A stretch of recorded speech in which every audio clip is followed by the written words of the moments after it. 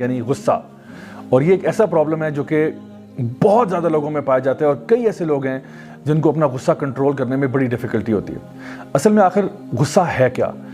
Charles سپیلبرجر PhD ہیں، وہ یہ کہتے ہیں کہ غصہ جو ہے ایک ایموشنل رسپانس ہے جو کہ مائلڈ اریٹیشن سے لے کے انٹینس ریج کے بیچ میں ویری کرتا ہے. تو یعنی کہ غصہ جو ہے اس کی ایک قسم نہیں ہوتی، غصہ جو ہے ایک پورا اسپیکٹرم ہے جس میں اریٹیشن، انوائنس، فرسٹریشن سے لے کے امینس ریج اور اینگر کی جو صورتحال بن جاتی ہے اس کے بیچ میں پایا جاتا ہے. غصہ جو ہے اس کے کچھ فزیکل سمٹمز بھی ہیں اور کچھ ایموشنل سمٹمز بھی ہیں. فزیکل سمٹمز یہ ہیں کہ جب آپ کو غصہ آ رہا ہوتا ہے تو آپ کا فسٹ کلینچ ہو سکتی ہے، آپ اپنے دانتوں کو آپس میں رگڑ سکتے ہیں، آپ کا ماتھا فراؤن کر جاتا ہے. یہ فزیکل سمٹمز ہیں کہ آپ غصے کی حالت میں جا رہے ہیں. ایموشنل سمٹمز کیا ہیں؟ وہ یہ کہ انسان کو پسینہ آنا شروع ہو جاتا ہے، انسان جو ہے وہ چیخ و پکار کرنا شروع کر دیتا ہے، رونے کا دل چاہتا ہے، چیخنا شروع کر دیتا ہے. یہ ساری چیزیں جو ہیں اس کے ایموشنل رسپانسز ہوتے ہیں جب انسان غصے کی حالت میں ہوتا ہے. ہمارے لیے ضروری چیز یہ ہے کہ جب بھی ہم غصے کی حالت میں ہوں، ہم اپنے ساتھ اتنے ان ٹیون ہوں کہ ہمیں پتہ چل جائے کہ میں اس وقت غصے میں آ رہا ہوں اور مجھے اپنے غصے کو کنٹرول کرنا چاہیے. اللہ سبحانہ تعالیٰ سورہ آل عمران میں ارشاد فرماتے ہیں وَالْكَاظِمِينَ الْغَيْظَ وَالْعَافِينَ عَنِ النَّاسِ وَاللَّهُ يُحِبُّ الْمُحْسِنِينَ. یعنی وہ لوگ جو اپنے غصے کو پی جاتے ہیں اور پیار سے معاف کر دیتے ہیں، اللہ تعالیٰ ایسے ہی احسان کرنے والوں سے محبت کرتا ہے. تو ہمیں جو حکم دیا جا رہا ہے وہ یہ کہا جا رہا ہے کہ اپنے غصے کو پی جاؤ. یہ نہیں کہا کہ غصہ آتا نہیں ہے، غصہ ہر انسان کو آتا ہے، لیکن جو اللہ کے نیک لوگ ہوتے ہیں وہ غصے کو پی جاتے ہیں. غصے کا ٹیسٹ بڑے مزے کا نہیں ہوتا، غصہ کافی کڑوا ہوتا ہے، لیکن اس ٹائم پہ اگر آپ کڑوا گھونٹ لے لیں تو بعد میں آپ ندامت سے بچ جائیں گے. کیونکہ اکثر اوقات ہم اپنے غصے کی حالت میں ایسے الفاظ اپنے منہ سے نکال دیتے ہیں جو بعد میں ہمیں بہت ریگریٹ ہوتا ہے کہ کاش میں نے ایسا نہ کہا ہوتا. مائی ڈیئر برادرز اینڈ سسٹرز، تیر اور تلوار کے زخم تو ٹھیک ہو جاتے ہیں، لیکن زبان سے کیے ہوئے زخم جو ہے وہ اکثر ٹھیک نہیں ہو پاتے. اسی لیے غصہ جب انسان کو آ رہا ہو وہ تھوڑی دیر کے لیے پاز کرے، سوچے کہ میرے منہ سے اب کیا الفاظ نکلنے جا رہے ہیں اور کیا اس سے کسی کی دل آزاری ہوگی یا نہیں ہوگی. اللہ تعالیٰ فرماتے ہیں کہ یہ لوگ جو ہیں نیک لوگ، وہ غصے کو پیتے ہیں پھر پیار سے معاف کرتے ہیں. یہ 2 اسٹیپ پروسیس ہے، غصے کو پینا اور پھر پیار سے معاف کرنا. اسٹیون کوی جنہوں نے کتاب لکھی 7 habits of highly effective people, وہ اس میں لکھتے ہیں کہ جو آپ کا سٹیمولس ہوتا ہے اور جو رسپانس ہوتا ہے، یعنی کہ جب بھی کوئی چیز آپ کو اریٹیٹ کرتی ہے اور اس کے بعد جو آپ کا رسپانس ہوگا، اس کے بیچ میں ایک یونیورس ہے which belongs to you. یعنی ہر دفعہ کوئی چیز جو آپ کو اریٹیٹ کرتی ہے، انوائے کرتی ہے، اس چیز کے ہوتے ہی، اس انسٹنس کے اکر کرتے ہی آپ تھوڑی دیر کے لیے بریک لے کے سوچیں کہ مجھے کیا رسپانس کرنا چاہیے. دیکھیے جانور بھی ریئیکٹ کر سکتے ہیں، ریئیکشن کرنا کوئی مشکل کام نہیں ہے، ریئیکٹ تو کوئی بھی کر سکتا ہے، لیکن جو انسان ہوتے ہیں، جو اشرف المخلوقات ہیں، وہ رسپونڈ کرتے ہیں، یعنی کہ وہ سوچ سمجھ کر ایک رسپانس دیتے ہیں کسی بھی سچویشن کے اندر. تو اگر فار ایگزامپل کوئی شخص آپ کو دھکا دے دیتا ہے، یا آپ گاڑی چلا رہے ہیں تو آپ کی لائن کاٹ دیتا ہے، یا آپ کو کسی طریقے سے انوائے یا اریٹیٹ کرتا ہے، تو آپ خود تھوڑی دیر کے لیے بریک لیں، بجائے کہ آپ فوراً سے ریئیکٹ کریں. آپ سوچیں کہ مجھے سب سے اچھا رسپانس اس سچویشن میں کیا بنتا ہے. اللہ سبحانہ تعالیٰ قرآن مجید میں سورہ ملک میں ارشاد فرماتے ہیں کہ الذی خلق الموت والحیات لیبلوکم ایکم احسن عملا. ہم نے زندگی اور موت کو پیدا کیا تاکہ تمہارا امتحان لیا جائے کہ تم میں سے احسن عمل کون کرتا ہے. ذرا سوچئے کہ جس سچویشن میں آپ ہیں، اگر نبی کریم صلی اللہ علیہ وسلم اس سچویشن میں ہوتے تو وہ کیا کرتے؟ اکثر اوقات ہم لوگ فوراً سے اپنے دل کی بھڑاس نکال دیتے ہیں، لوگوں کو برا بھلا کہنا شروع کر دیتے ہیں، لیکن یہ نبی کریم صلی اللہ علیہ وسلم کا طریقہ نہیں تھا. ہمیں یہ کہا جا رہا ہے وَالْكَاظِمِينَ الْغَيْظَ وَالْعَافِينَ عَنِ النَّاسِ وَاللَّهُ يُحِبُّ الْمُحْسِنِينَ. غصے کو پی جاؤ، پیار سے معاف کر دو، کیونکہ اللہ تعالیٰ ایسے احسان کرنے والوں سے بہت محبت کرتا ہے. نبی کریم صلی اللہ علیہ وسلم کی حدیث ہے صحیح بخاری کی، جہاں پہ آپ نے فرمایا کہ ایک طاقتور انسان وہ نہیں ہوتا جو ایک پہلوان ہو، لیکن اصل میں طاقتور وہ ہوتا ہے جو اپنے غصے کو پی جائے شدید غصے کی حالت میں. اسی طرح سے ایک صحابی نبی کریم صلی اللہ علیہ وسلم کے پاس آئے، صحیح بخاری کی حدیث ہے، انہوں نے فرمایا یا رسول اللہ مجھے کوئی نصیحت کیجیے. آپ نے فرمایا لا تغضب، غصہ مت کیا کرو. آپ نے فرمایا لا تغضب، غصہ مت کیا کرو. پھر انہوں نے فرمایا یا رسول اللہ مجھے کوئی نصیحت کیجیے. آپ نے فرمایا لا تغضب، غصہ مت کیا کرو.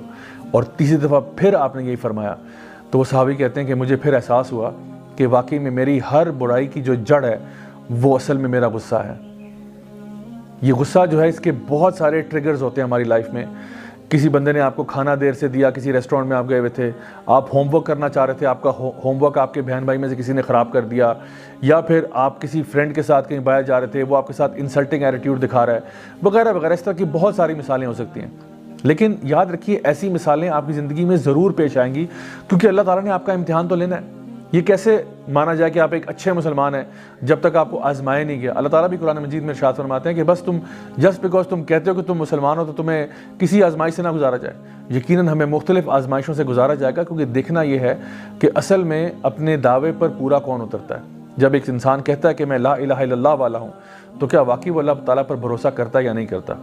ہمارے دین کے اندر ایک امپورٹنٹ ایسپیکٹ ہے جس کو کہتے ہیں الولا والبرا، یعنی کہ اللہ کے لیے ہی محبت ہونا اور اللہ کے لیے ہی دوسروں سے نفرت کرنا، اور اس کے اندر یہ بات شامل ہے کہ اللہ کے لیے آپ کو غصہ آتا ہے۔ اس کی مثال کچھ یوں ہے کہ جب بھی دین کی بے حرمتی کی جائے، آپ دیکھتے ہیں کہ اللہ تعالیٰ کی نافرمانیاں ہو رہی ہیں، یا پھر نبی کریم صلی اللہ علیہ وسلم کے بارے میں کوئی گستاخانہ باتیں کی جا رہی ہیں، تو ظاہر سی بات ہے کہ ہمارے جذبات مجروح ہوتے ہیں اور ہمیں غصہ آتا ہے۔ لیکن my dear brothers and sisters, اس غصے کو چینل کرنا صحیح طریقے سے بہت ضروری ہے۔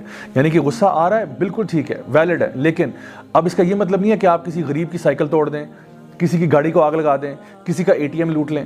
یہ طریقہ کار نہیں ہے۔ وہ غصہ جو انسان کو آتا ہے اس کو پازیٹیولی چینل کرنا کہ اب اگر ان لوگوں کو نبی کریم صلی اللہ علیہ وسلم سے مسئلہ ہے، یہ جو کفار ان کے بارے میں نازیبہ الفاظ ادا کرتے رہتے ہیں، تو ہمیں یہ چاہیے کہ ہم بھی نبی کریم صلی اللہ علیہ وسلم کی سنتوں کو فالو کریں یا پھر لوگوں تک خیر کا میسج پہنچائیں۔ اس کو کہتے ہیں پازیٹیولی اپنی اینگر کو چینل کرنا۔